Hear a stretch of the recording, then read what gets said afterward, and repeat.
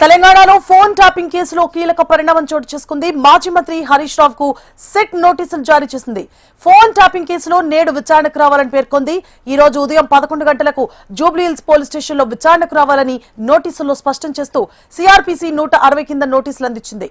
ఇక phone tapping కేసులో తొలిసారి బీఆర్ఎస్ కీలక నేతకు సిట్ నోటీసులు ఇవ్వడం ఇప్పుడు రాష్ట్ర రాజకీయాల్లో హాట్ టాపిక్ గా మారింది.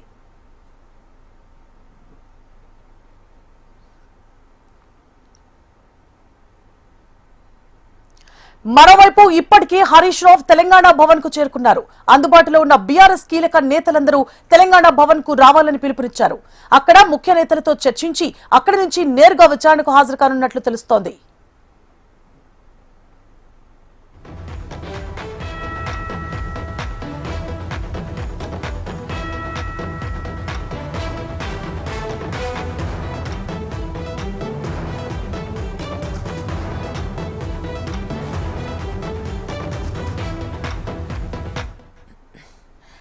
తెలంగాణలో ఫోన్ ట్యాపింగ్ కేసులో కీలక పరిణామం చోటు చేసుకుంది. మాజీ మంత్రి హరీష్ రావు కు సిట్ నోటీసులు ఇచ్చింది.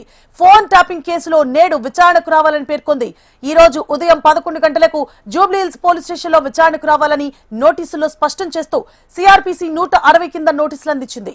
ఇక ఫోన్ ట్యాపింగ్ కేసులో తొలిసారి బీఆర్ఎస్ కీలక నేతకు సిట్ నోటీసులు ఇవ్వడం ఇప్పుడు రాష్ట్ర రాజకీయాల్లో హాట్ టాపిక్ గా మారింది.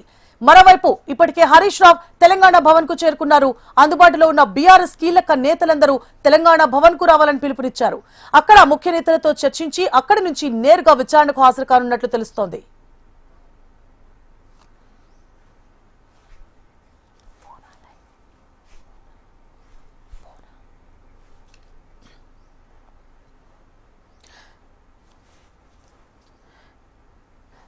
తెలంగాణలో ఫోన్ ట్యాపింగ్ కేసులో కీలక పరిణామం చోటు చేసుకుంది. మాజీ మంత్రి హరీష్ రావు కు సిట్ నోటీసులు జారీ